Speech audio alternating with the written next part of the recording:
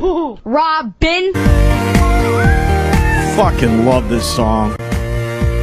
Never got sick of this one. MGMT Kids. Armie Hammer walking down the hall. Yeah. Last we talked to him, he was in Social Network. Oh, yeah. Social Network. I just said Antisocial. I actually think it's the name of the movie. No, to work it out of my head because you confused me with that. And now he's starring in J. Edgar in theaters Friday. J. Edgar, the J. Edgar Hoover. Yes. DiCaprio. Hey, Armie. Clint Eastwood. There he is. How you doing? Guys. Good to see you again. Welcome back to the show, bro. How you Thank doing? you very much for having me, man. We really had a good time with you last time. That was fun. Yeah, it when, didn't suck. when we were talking about Social Network. Social Network. Yeah. And Yeah. You're way past that now, obviously. Hey, it's beneath me at this point. That's old hat. That Old must be hat nice now. to just kind of have that. It's not bad. Like, worse things have happened, I'm sure. Yeah. How was DiCaprio? I'm amazed that they have him playing J. Edgar Hoover because he's so much better looking than Edgar Hoover was. Yeah. Really going out on a limb there. I can't see that. I mean, like, this is the crazy thing. As soon as I signed on to do this movie and I saw, how Leo was going to look and all that, I went home and I was like, how the fuck are they going to sell this movie? Leo looks awful. Like, he's the sell of the point. He's the heartthrob. He looks like a bulldog in the movie. Oh, he looks bad. They really ugly him. But they turned him into J. Edgar Hoover. He had, like, prosthetics in his mouth to push his cheeks out. Like, he had the whole thing, yeah. Those big jowls. He had the jowls. He was wearing 2 pairs of contacts at all times. The whole thing, yeah. Why 2 pairs? Because his eyes are those beautiful baby blues, as you know. But he had he put on brown contacts first, and then like big contacts to make his eyes kind of look glazy and old. Oh God! Wow. Yeah, That's had to hurt. That must have been really uncomfortable. yeah. Just all day, like 1 pair of contacts is enough. He's got these 2, and I had to wear contacts that were the size of like dish plates in my eyes, so that I could get the bloodshot, and they do like the Arcus, that like soft white circle old people get around their eyes and stuff like that. So it was a lot of fun stuff you never really get to do. Did Leo gain weight too for his role? I don't know. Like I wasn't like with him through the whole beginning of the process. I know that he was definitely wearing like prosthetics and stuff like that to make him look a little heavier. bigger. He probably gained a little bit of weight, I'm sure. Is it harder to act like that with when you got stuff in your eyes? Like when De Niro did Raging Bull, he had a prosthetic nose. Yeah. Which I didn't notice because it's black and white. But doesn't that distract from what you're doing? In a way, it can definitely, but also it helps. It's like if you look in the mirror and you see an old person, it's like less work that you have to do in your imagination as an actor, I guess. How old are you playing? I start at like 27 and go all the way to 72.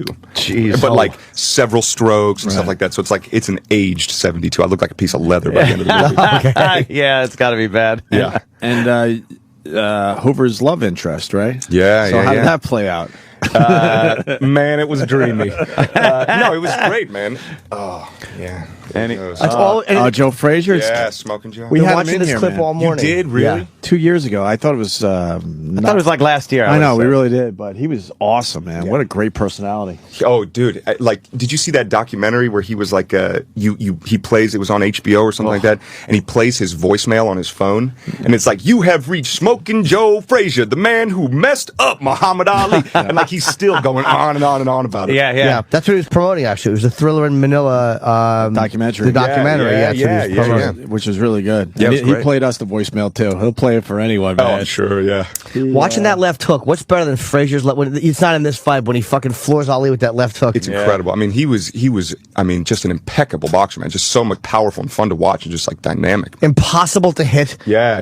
It almost looked like he didn't know how to fight because he moved so much. Right. Yeah, but he had like he was loose the whole time too. He's like all over the place. He's fun to watch, man. Yeah, it's terrible. I know, right? But he's just ducking and moving so much. But it's like he should have won 2 out of 3 of those fights. We were saying that earlier. It's like he didn't know that Ali said cut the gloves off me. He just didn't know that. Ali said in the Thriller Manila said cut the gloves off me. Yeah.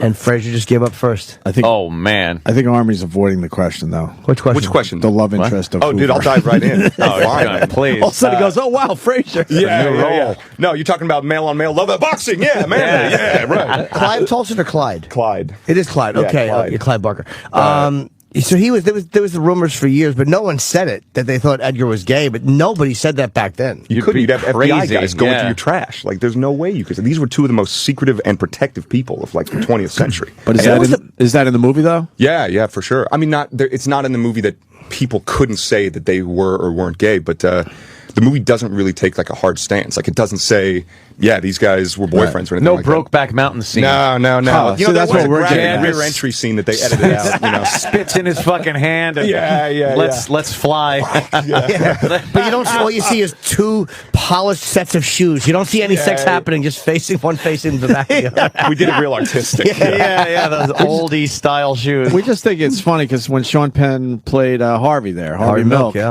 it was and obvious. I want to recruit you. Yeah, which was I know you're angry. I'm angry. That's it. Armie's a great guy. That's hilarious. Just goes with whatever.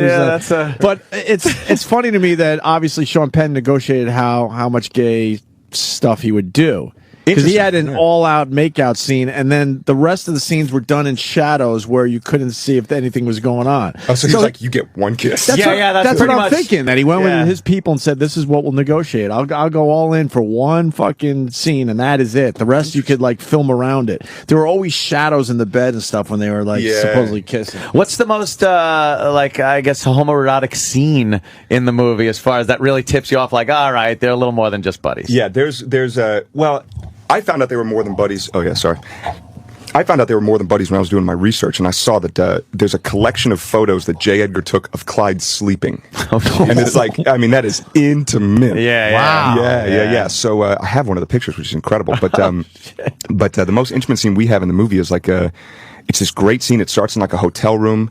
And like they start talking like, oh, did you see his shoes? Oh my God, how tacky, blah blah blah blah blah. And then like the subject of women comes up, and it's like, why are you talking about women? What is wrong? And he's like, well, I'm thinking about marrying a woman. And then it's like the scene just like explodes, and they get into like an all-out fist fight, like beating the shit out of each other, blood everywhere. And then at the end of the fight, there's like one kiss, and it's like it's not like when I signed on to this movie, all the women were like, you get to kiss Leo, you're so lucky. And I'm like, I don't think you get what kind of kiss this is. There's broken glass and fake blood everywhere. Like it's pretty intense. So they were like, they didn't live together, did they? Yeah, at the end of their lives, yeah.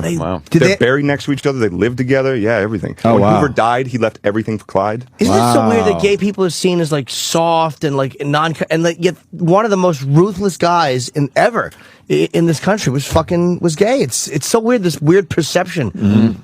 Yeah, I don't know why I had to say that. I guess it's pretty obvious. What I also liked in there, you got to see stuff that none of us get to see. Some of J. Edgar Hoover's files, right? Yeah.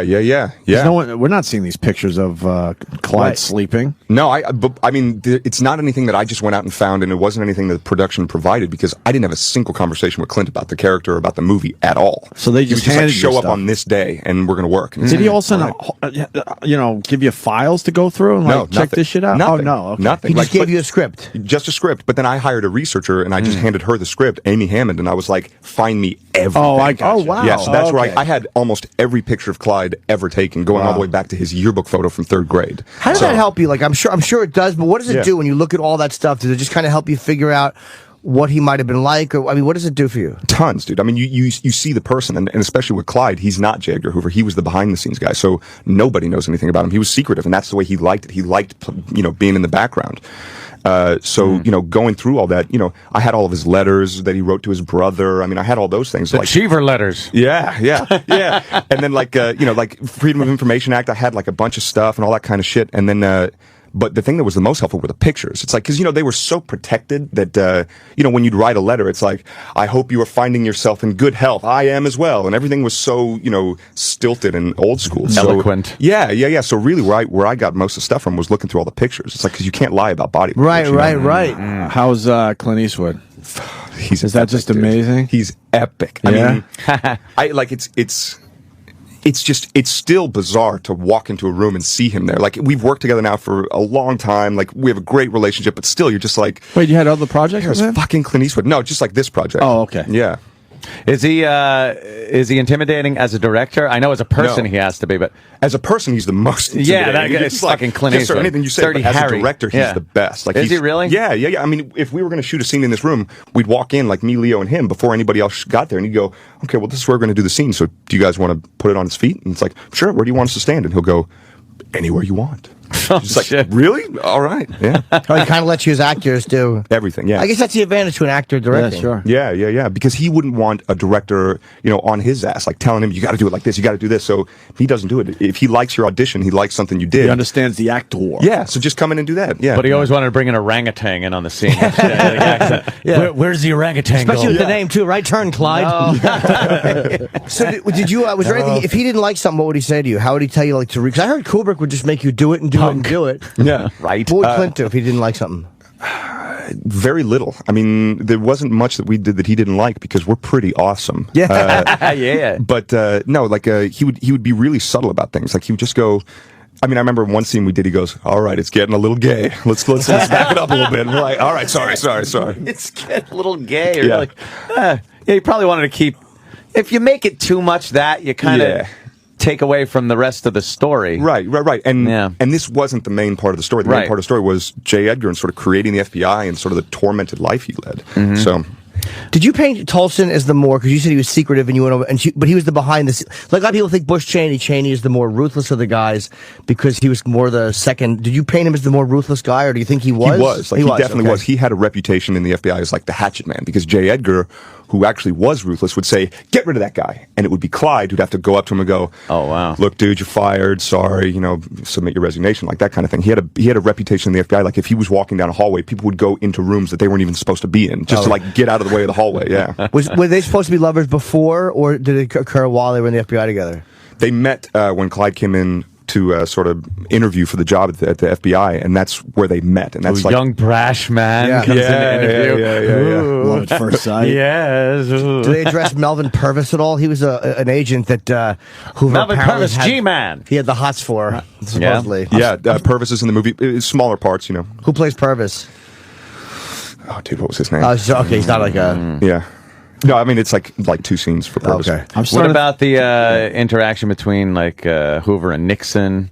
Yeah, you've got that in there for sure. That's huge. Who's playing Nixon? I don't know, but he's got the Nixon voice. Does he? Yeah. He's like, They never get the face cocksucker. down. Cocksucker. Yeah.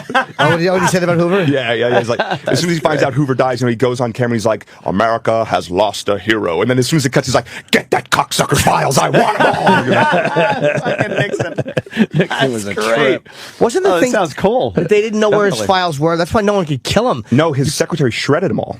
Helen Gandy. The day he died, he had an agreement with his secretary. He had his own private and personal confidential files. He said, as soon as I die, they're coming for it. He knew they would. So he was just like, get rid of everything. So the day he died, she went into work, signed in, and shredded all of his files. Why wouldn't they sneak into his office while he was still They tried. alive? They They tried, did. but by the time they found out that he was dead, she had already got the call from his housekeeper and had started doing all the stuff. But when they didn't they not know where all of his files were? Or wasn't that the big fear with Hoover? Is that all right, say you got rid of him, somebody else knows where other shit is that we don't know. Yeah. So if he's alive, at least he's you don't know protecting. if there's a copy out there of all the files, right? I like the fact that at least he had them. I'm surprised he didn't just turn them over to Tolson though. Why didn't he do that? Or Tolson was really sick by the end.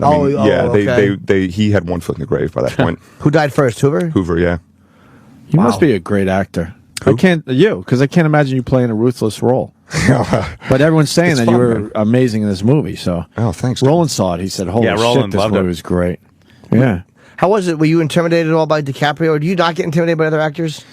I don't know, man. I don't really get that intimidated by many people except for Clint. But my first day, I walk onto set and they go, "Okay, everything moves really quickly here. We just want you to know. So go to your trailer, get ready. We'll come get you when we need you. We need you." And it's like, okay, let's go. So I walk onto set and there's like, have a seat in this chair. And I sit down and I look over and it's like, Leonardo DiCaprio, all right. And then it's like, oh shit, and Judi Dench, and now Clint Eastwood. This is too much. I mean, the first day was a lot. Yeah. Had you rehearsed with them or no? No, nothing. Well, Leo and I had rehearsed. I went over to his house a couple times and just sort of talked about it. And stuff How's like that? Going over his house? Yeah, it was great. The first time I was just like, what'd you see that you went, holy fuck? What did I see? What can I say? I know it's a loaded question, but yeah. He's got an impressive art collection and just cool shit. Picasso's? I didn't see any Picasso's. Any stolen art? Probably. Yeah. It's all hot. Yeah. Narwhal tusks. I mean, all dogs kinds playing of stuff. poker? Yeah, that one. Hey, that's a fun painting. So you won't actually go over the lines and get down. Okay, you're going to do this. I'm going to do that. You guys both just kind of on your own go over that and get it. Yeah. And then when you meet in his house, you kind of just loosely rehearse it. When we met at his house, we just sort of talked through it. Like, we would say, okay, then I say this, blah, blah, blah. And then he would say his line, and I go, okay, this is it. And we would really just read through the scenes. Just to get the dialogue. Yeah, just to get the rhythm of it, just to sort of understand it. But, like, Clint wanted to keep us very raw and instinctual. I think that's why he doesn't do a lot of rehearsals. Now, why is that? What is he? I think he likes what he gets. He likes that, we have a fight scene in the movie, and he didn't give us choreography. He was just like, holy fight shit. it out. That's fucked up. Yeah, so it was literally just like two men just like grabbing and like wrestling and shaking, and I mean, it looked like a real fight for two guys who didn't know how to fight, which is like what it should have been. Because like, you can't go at him with like a jab cross, It's like it had to be guys who didn't know what they were doing, and it's just like frustration more than anything. So yeah, just start slapping each other. Yeah. We're just one step above that. Yeah. Did you audition for this, or did they come to you and go, "Look, we would love you to play this guy"? No. Clint had no idea who I was. He hadn't seen Social Network either. Like the first day on set, he was like, "Oh, I hear you have a movie I have to see." And I was like, "Oh my god!" I was like, "You haven't seen that? What am I doing here, dude? Like seriously?" I never saw Dirty Harry. Yeah. So there you go. That. Best line in the fucking Dirty Harry's was when he says to the boss, "Your mouthwash ain't making it." The guy's yelling in his face. Oh, what a fucking cool guy thing to say that is, man. The best Clint answer that I've heard so far is, he suffers he suffers no fools. So we were doing an interview with a lady, and she was asking him a question, and she was just like, "So did you know anything about J. Edgar and the FBI?" And he's like, "I was alive, yeah."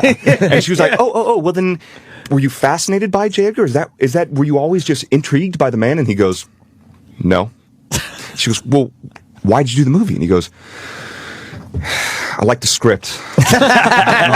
Okay. She must have been pissing she herself. Felt this big, I'm sure. He probably just was tired of her and her dumb questions. Good for him. Yeah. And he's Clint Eastwood. He doesn't have to appease anybody. How old is he now? He's 75. Is he 80? 82. 82. Wow. Yeah. And he's going to outlive us all. Yeah. In between camera setups, he'll set up a shot and go, you're going to do this, this, and this. And they'll go, okay, we need, 10 minutes to set it up. And they'll go, okay. And he'll go out of the stage to a gym that he has built everywhere he goes and lift weights in between camera setups. Does he really? Dude, he's got his arms are big. Like when he put on like a demonstration of the fight for us, and it was just he and his buddy Van Horn, and they're both like octogenarians. Buddy's been a stuntman and with him since Rawhide, and they're just like wailing on each other and the whole thing. Holy shit. No, it's incredible. And I'm watching Clint fight, and I'm like, this old man could beat the shit out of me. Like, no joke. That's fucked up, man. Wow. Jay Moore had a good Clint Eastwood story he did. about him getting annoyed at somebody. Did he? I've heard the story. It's a great story. Yeah. And did you find him annoyed at anybody on the set, or was there no problems like that? No, his set, like his crew, it's like the newest guy on the crew has been with him for like 5 movies, and he's still like the new guy, Oh, yeah. So, everybody knows his deal. Everybody knows how he works. Everybody knows sort of how to make him happy, and everybody does, Back in those days with Hoover too, was there any in JFK in the movie they show Pesci's character talking about like Hoover, and they show apparently those weird pictures of them at parties and shit like that. Yeah. Was it known that he was gay, or was that just something that the fucking inside Washington? No, it was known. It was known in as much as people knew that confirmed bachelors at the time were gay. Like gay wasn't a word for them. It was like happy. It's in almost every song. It's like, I'm so gay. It's like it meant different things. So people didn't know. Like they don't have gaydar like we do now. That's why we talk about that whole thing with the confirmed bachelor. Yeah. Here he is, ladies. Look at him. Yeah. He's a loyal friend to this man, but he's looking. Yeah. It's like, really? No, I don't think he is. He and his companion would love to take you out to dinner and shopping. Yeah. But the news guy had to know. A Broadway show. He was just playing his part too? Yeah, probably. Turned off the recorder, went, cocksucker. What year did he die? 72? Yep. Wow. Yeah. It's amazing Almost how 40 years. that legend is still fucking very powerful. Like his name is still like it's a frightening name. He's a frightening guy. Roland's saying there's an Oscar movie. It's kind of an Oscar movie. I mean, Knock on whatever. from Roland's mouth to God's ears. Well, if nothing comes out of Roland's mouth. I was going to say, if God only listens goes to in. Roland. Yeah, exactly. Roland has to go to God to get certain bookings because God said your mouthwash ain't cutting it. What a great line, right? Fantastic. Does Clint act at all anymore, or no? Is he strictly directing? I don't know. I think he would. I think he's going to. What was his last movie as an actor? Gran Torino, I think. Oh, right, sure. Yeah. He was good in that. Yeah, he was really great good in that. Yeah, but a cranky old racist. Yeah. Good on that. What was that other one? Perfect World? Was that? Oh, Hereafter? No, that was the one with the kid and. Who the fuck else was in that? Was it Costner? Kevin Costner kidnaps the little kid. Oh fuck, dude! That was one of his. Totally got me. Yeah, let me see. Kevin Costner. Yeah, people are going. Yeah. And what was it called? I think it was Perfect World. Perfect World. Okay. Yeah. Well, I liked it. $1 Million Baby. Yeah. Wow. I love Hilary That's Swank. a few years ago now. Fine. You know. Are you going to be the Lone Ranger? I am, yeah. That's pretty cool. Yeah, it's exciting, man, for sure. I love westerns. Like, they're one of my favorite genres, and they don't make a lot of them. So to get to be in one and to be the Lone Ranger. Have you know how to ride? No, I do know how to ride. We have not started. We start February. Oh, okay. Now, knowing how to ride, is it because you grew up riding, or do you just... Yeah, I mean, I have a lot of family in Texas, and my grandparents live in Oklahoma. We'd go there for the summer and stuff like that. Then. Yeah. You don't hold on to the horn. No way, man. No way. No way, man. I'll do the no hands, standing on the horse, yeah. And Johnny Depp is playing Tonto. Is that still true? Is it still true? He just seems like he wants to play odd roles. Like he's just got bored with. He's Never just a great plays the actor. same thing twice, really, unless it's a sequel. But it makes it fun to watch his movies, Yeah. And you've done no rehearsing or any of that stuff for that. No, I've never met Johnny. Like, haven't talked to him or anything like that. How about Clayton Moore? Are you going to look him up? Yeah, the original. Yeah, talk about holding on to something like for way too long. Like he J. Edgar Hoover, the Lone Ranger, for sure. Yeah. Well, they had issues with him also wearing the mask. Remember that? They wouldn't let him wear the mask. They forced him to stop wearing the mask. Big cataract sunglasses. Yeah. We'd have cataract surgery and put those How do things you force on. a guy from not wearing a mask as an old guy? What a terrible lawyer he must have had. Not be able to wear a mask. Let him wear the mask. It's all he's got in his life. Jesus. He had to yell, Hi-yo Argentium. Hey, that was very good. I think Steven Singer's going to love that. Tie-in Steven Singer. Yeah. And also you're doing something with Julia Roberts. Yeah, we just finished. You did it already? Yeah, we finished like a month and a half ago. It was now it's called Mirror Mirror, but it was a Snow White story. I certainly hope the cover isn't you two back to back with your arms folded looking at each other over your shoulder. Yeah, me too. Unfortunately, those decisions are way above my pay grade. Those. Is it a rom-com? Can't get enough of those. Yeah, it's like a rom-com fairy tale I like adventure. rom-trage. Rom-trage. Those are great. Tragic roms. Yes. Yeah. Starts off really happy and fun, and just before they go to Europe, there's an axe murder. It just doesn't belong in the movie. So I always find it weird. J. Edgar, when did you guys finish that? A while ago, right? Yeah, beginning of this year. And now you have to go backwards to talk about this movie, even though you've already done another That is an movie. odd thing. I always That's gotta found that be weird really with you strange. guys. Yeah, it's definitely a weird part of the job. Like, having to go on a press tour and from 7 in the morning till 11 o'clock at night, answer the same questions And normally it's shit over and you've over done and over. years ago. Or In a sometimes way, years ago. don't you feel like you put that behind you already, and you're moving on to your, you know what I mean? You have to for your own mental health and sanity. You can't hang on to all that shit. And all of a It just sudden they call accumulates. you and go, it's time to promote that. Like, wow, that was like 9 months ago, man. Yeah, But there's a weird thing. They're done with this movie, and they go back and do the other one, and then you'll do this Lone Ranger movie, and then you'll start promoting the Julia Roberts movie. Yeah. I'm glad I'm explaining his schedule to him. I've done fucking 4 lines thanks, in Jim. a I bunch of appreciate it. horrible films. I've been in nothing more than a D film. So you played Julia Roberts' love interest. More like lust interest. Like she's like the queen who's evil, and I'm like this young prince who comes into the kingdom from a wealthy place, and she's like, "Hello." So wait, you get to make out with DiCaprio and Julia Roberts in back-to-back films? Didn't make out with Julia Roberts. Wow. shit. All right, well, I'd probably make out with him, though. Well, DiCaprio's good enough. Just for the story. He has the softest lips, I Does tell he you. really? Was it weird though? Like, I mean, as an actor, you got to do it, and again, if he's doing it, you got to do it. But Yeah, is you there know what's crazy? You know what the weirdest thing about it? I was expecting it to be a little bit strange, just because I don't kiss dudes in my personal life. You know, right. So, Yeah. So, but I was shocked at how much it just felt like kissing. Like, it didn't feel. It didn't feel like. It didn't feel weird. Like afterwards, I wasn't like toothbrush or anything like that. You know, I mean. I get why my wife likes it when I shave now, but other than that, like it really just felt like kissing in a weird way. Did you keep going? All right, now, Clint, I think we need one more. I think we need one more here. Did you suggest that you two rehearse that when you were at his house? Like, look, dude, I know it's weird, but we should rehearse the kiss how scene. awkward. No, Does Leo wanted to rehearse, and he wanted to go back and do it after we even finished the scene to see if we could perfect it in any way. And I was like, dude, I think we got it, you know? How many times did you have to do it? Not many. I mean, maybe 10. Is it a soft kiss, or is it like a kiss? No, it's in the middle of like a fist fight. It's, I don't even know if I should be saying all this, but yeah. I'm sorry, that makes me, believe me, that makes me want to see the film. Yeah. Knowing that there's, you were comfortable doing it, I guess. I mean, yeah. Was that your first time ever kissing a guy? Yeah. Yeah. That's got to make it like a little nerve-wracking. Yeah. I would think. Yeah. It's like my first kiss on camera. Oh my gosh. Was that your first on-camera kiss? Or No, with the dude. Please.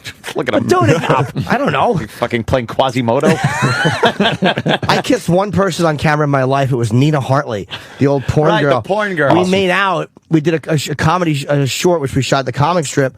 And at the end of it, she and I make out. So I go to her dressing room. I'm like, I never kissed a girl on camera before. But because she was a porn girl, I was trying to be more respectful. Yeah. So she's like, well, come here, baby. And she starts making out with me in the dressing room. And she's rubbing my dick. And then she was just to get me turned on. That's how Leo does it. And she's like, we're supposed to be into each other. And then when we're kissing on the set, she takes my hand and she puts it on her tit. She goes, come on, you know you want to. And she was just great. You're like, yeah, I do. She turned me on in front of a full set of people. Wow. I still think DiCaprio's a cooler kiss, though, even though I enjoyed kissing her a lot. But Did you make out with Leo? In real life, no. Unless he'd put me in a movie. But on camera, I would do any of it. It's like, you know, it doesn't, to me, if you realize it's DiCaprio, it's not a gay thing. It's just, you're both just doing a role. Just actors. It's a hell of an opportunity, you know? Seriously. Acting. Didn't you mean to co-star with him? Yeah, to get to even be in that movie with him and, you know, Clinton, the whole thing. And that's probably his first time doing that on camera as well. No, he's done it. I think he kissed a dude in Basketball Diaries, right. And also... Did he really? Yeah. I think so. I remember. Okay. What else did he do? That Oh, the guy in Basketball Diaries got the young DiCaprio, too. Yeah, in the bathroom sometimes, Yeah, look at you. Yeah, he mentioned he had a funny story about doing Basketball Diaries because their kiss was, I think it was Basketball Diaries. I don't know. It was like much more intimate, but he was like, you know, he talked to the dude before the kiss. He's like, all right, let's choreograph this.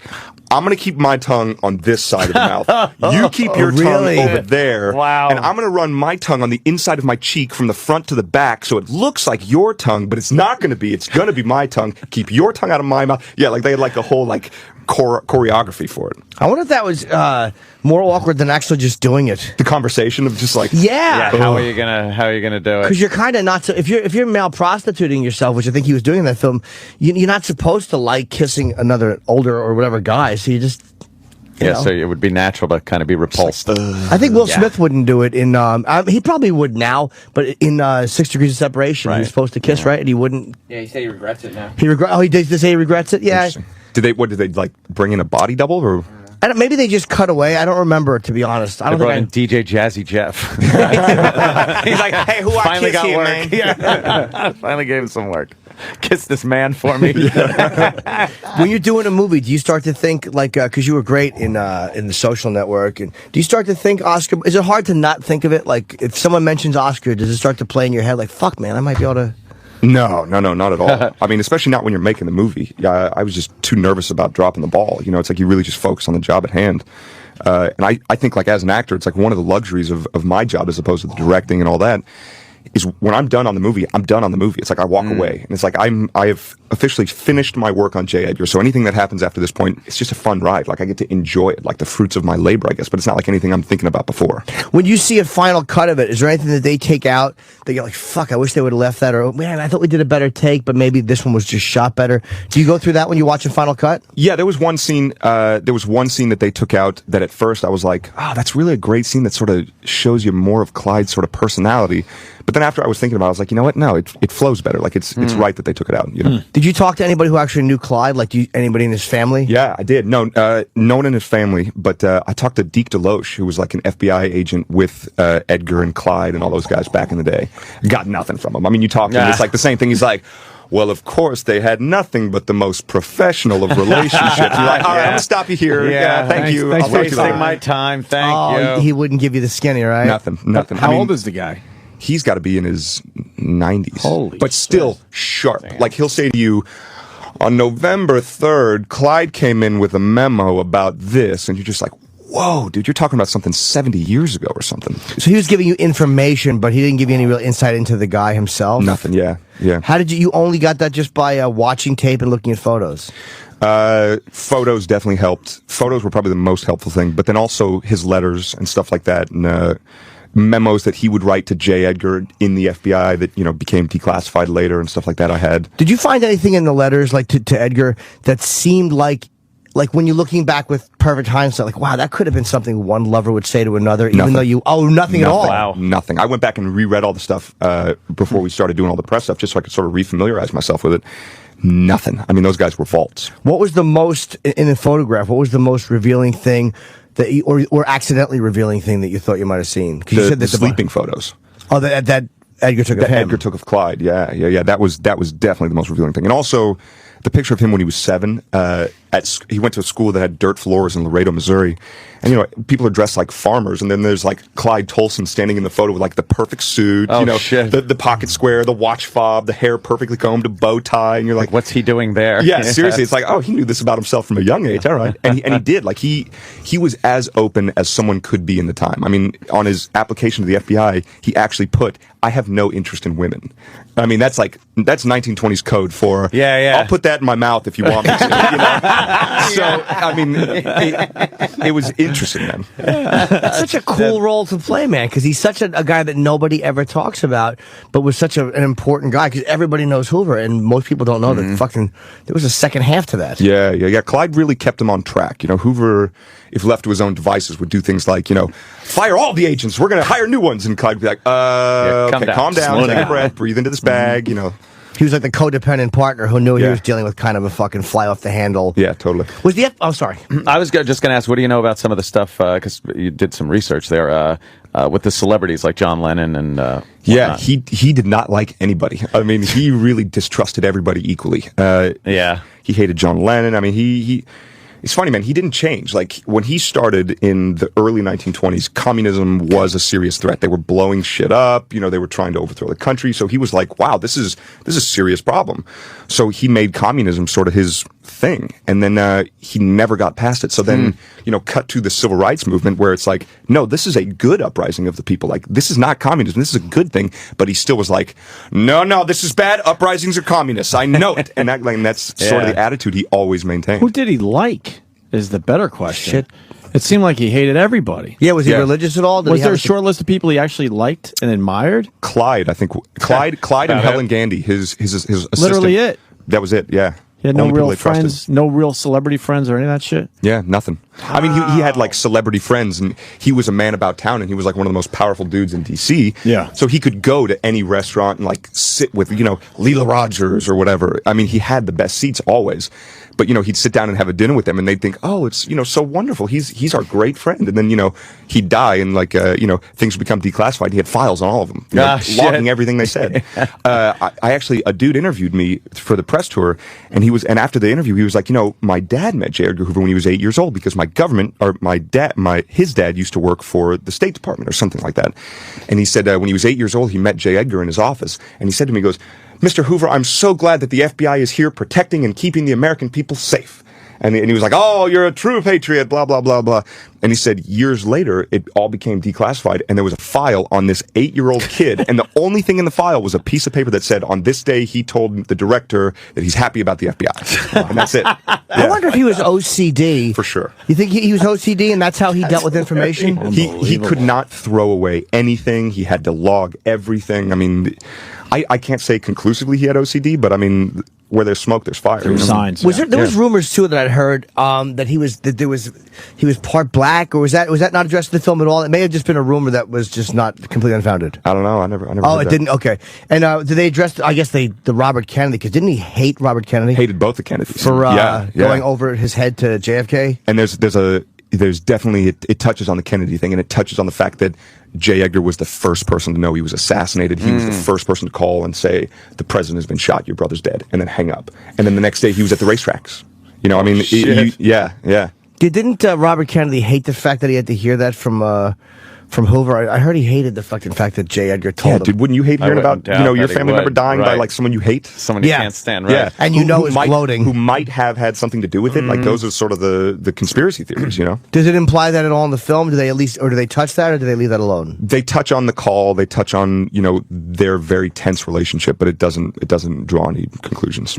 Yeah, I always thought it was kind of far-fetched. This movie sounds great. Yeah, I really want to see it, especially with the guys playing, you playing Tolson and, of course, DiCaprio. Yeah, DiCaprio nails it, man. He's incredible in the movie. Isn't that great that DiCaprio takes a role like that? It's not a sexy role. Yeah. You know, I mean, it's a powerful role, but it's not a good look. You got to ugly yourself up. I like the fact that he did that. Yeah. Well, he's I got like 5 the role other he's movies taking, where he's going to be that guy. Yeah, so. that's true. He's doing Gatsby at the same time, where he's like the epitome of refinement. Glamorous. Jesus, I know. Every once in a while, ladies, he's going man. to ugly it up a bit. He wants to just see what it's like to feel like me for 20 minutes. How humiliating. I hate him for bored. that, actually. He's bored, so he goes that way for a shit, while, that's and then he funny, goes back to being the pretty boy. Yeah. That's still got to be a nice choice to make. Like, I'm going to play some fucking kind of chubby, ugly, fucking rotten motherfucker. And then I'll win everybody back with the... I mean, if I Yeah. was Leo DiCaprio and like I had to be on point all the time, I was like, wait, I can play this chubby dude? I'm gonna eat cheesesteaks every day. Great, I love this job. I have an excuse. Is there anybody you wouldn't play, or is there any type of... Like, because Kevin Bacon played a pedophile in The Woodsman, Yeah. and he was very good. That's good, yeah, And he it was was a good at that. creepy, uncomfortable role. Totally. Is there anything you wouldn't do that you're like, I just couldn't? No. Oh, you don't care? No, I mean, I think, I think it's silly to sort of put those sort of parameters on anything. Like, I don't know, man. Before this, I had reservations about playing a gay guy just because I was like, I don't know, like it's not me, it's not. But then I was like, you know what? No, this is an opportunity. Like, and I'm an actor, so I can do things in my, professional life that I don't do in my personal life. You can be conservative in your life and crazy in your art. Do you create backstories? Like, I know Meryl Streep, they said, always has a secret that her, that her character doesn't tell the other characters. Do you do that? Do you keep a secret from the other, or do you create a backstory, or do you just take it for what it is on the page? I try to go about it a little differently. I sort of approach it as intellectually as possible. Like, I know a lot of acting is, sort of about emotion and dealing with emotion, but, I think if you can understand who a character is and sort of where he comes from, not just like what he did, it helps you. Like, I think that it's a good thing to be able to sort of assume the headspace of your character as opposed to having to draw on like your own emotions all the time. That can be really draining, Plus, So a real guy like Tolson, too, there's actual real tape tons, to go yeah. to. And that dude had secrets anyway, so I didn't have to actually make any up. So did you watch video of him talking and stuff? Was there anything hard in his mannerisms to make your own?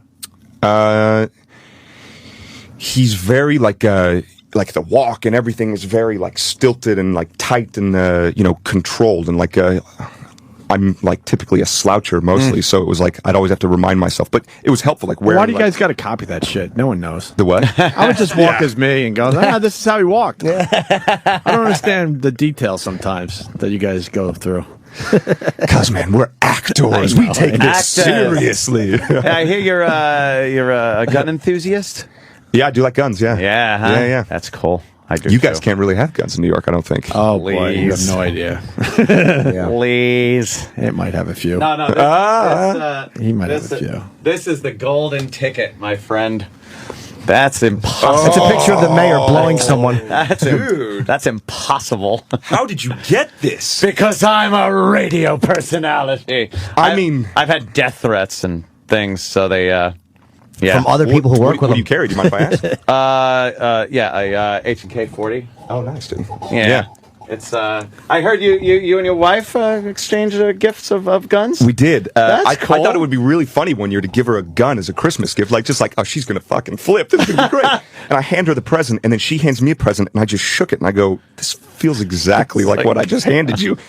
Multiple guns. There you go. That Wow. rules. It's funny. Yeah. Damn. I mean, you both great. regifted it to other people.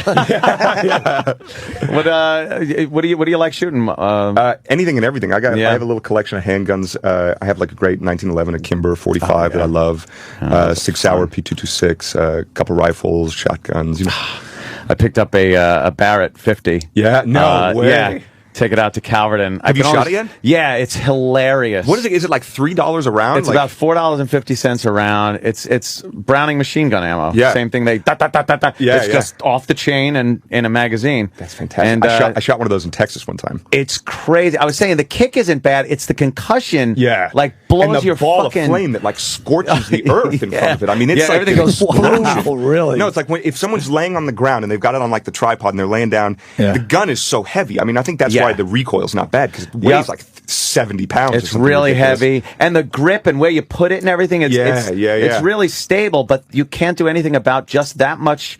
energy being released in your face it's like a that. stick of dynamite. I was saying it feels like you have the flu for 5 seconds. Oh, like you yeah, get all kind of like, whoa, I don't know how the soldiers and they're like, popping up just round bam, after bam, round bam, after like, round. Yeah. After like 5 rounds, you start going, hey, you want to shoot this? Anyone? You want to do this? Anybody Please? I need a break. No, but it's crazy. Like when you shoot it, like the ground. You know how it's like? Have you ever seen in the movies like when they do a big explosion and all the dust just looks like it raises like anti-gravity? It's like the ground does that around the gun, and it's like and like a 6-foot flame shoots out the front of it, and you can see like the mark on the ground where it's. I mean, it's incredible. Well, at least you didn't keep it in an irresponsible place.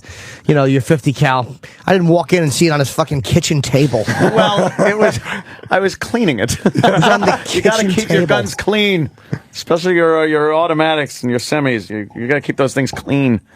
I think that's what happens a lot of times when people like click, click. Yeah. Like I always say, thank God for that, because a lot of times, bad people that shouldn't have guns, that aren't allowed to have them technically, they get a lot of misfires. Yeah, it's good because you don't usually see those guys going like, hey, let me clean this. Yeah, let me take this slide off, clean that, clean the action up. Yeah, it's just a gummy mess. But no, I like the smell of a nice clean gun. You open up the breech and get a little sniff in there. That like Tetra gun oil smell. Yeah, that. And after you shot it at the range, so it's got a little powder smell to it. That shit's great. I'm glad. Good. Another Second Amendment. Now you really like Army. Fan. Well, do you feel Army's safer great with your guest. wife having a gun in the house? Because if you're gone, at least you know that she's got something there in case some fucking I mean, we creep. live in a building, like an apartment building, so it's. I mean, there's so many doors that people could pick to break into. I'm sure statistically ours won't get chosen, so I'm not that worried about it. But I definitely do I feel safer knowing that it's there. If women I've dated, I would feel just the opposite, like knowing that it was there. You have to point at me in the middle of a fucking argument. It's horrifying. You must really trust her. Yeah, I do. It's just that situation. And I only got her at 22, so if she really shoots me, I might be like, you might be able to walk it off. Yeah. I've always been from the school of, I'd rather have one than not have one. And I think no matter how staunch anti-gun you are, if a situation ever occurred where you're sitting there in your living room with phone cord around your arms and watching your wife or daughter being ravaged, the one thing you wish you had would be a gun. That's dark, dude. I get it, but that's dark. But it is. But you gotta sometimes get that dark to make it real. To make you realize, like, you're so anti-gun, but there's a time and a place for it. Yeah, you threw in all the hot stuff, the hot things. being tied up and ravaged. And I'm not a hunter either. I don't like hunting. I just like target shooting. Do you hunt? Target shooting. No, I like skeet shooting and I like target fun, shooting target. and stuff like that. It's a good challenge, just to see if you can. It's more fun, and I mean, you can go off. skeet shooting and shoot, a couple hundred skeet, and it's like you leave and you're like, I didn't have to kill anything. Like, you didn't kill anything. You're not sitting out in the cold. Well, the thing for me, the thing where it's like I feel safer is I was in Australia working on a film, and I almost got stabbed by a homeless dude. Jeez. And like from that moment on, I was like, I never want to be the dude without the knife. It's like that was like I didn't have any way to protect myself. Like thankfully, I dodged it when he stabbed at me, and I punched him. He got What's knocked the story? out. We were in Australia. We were in King's Cross, which is like the shady part of Australia, like what the meatpacking used to be, like kind of thing. Oh, before it got all fancy and yucky. Yeah. I went out in the meatpacking recently, and I had like nice jeans and like dress shoes on and like a coat, and they're like, "Sorry, you can't come in. You're wearing jeans." And I was like, "Are you kidding me? Like seriously?" Meatpacking, honestly. And I'm an actor. I know. Yeah. How awful is it to be down there now? You did nothing to spend money on. Oh, really? Yeah. Anyway.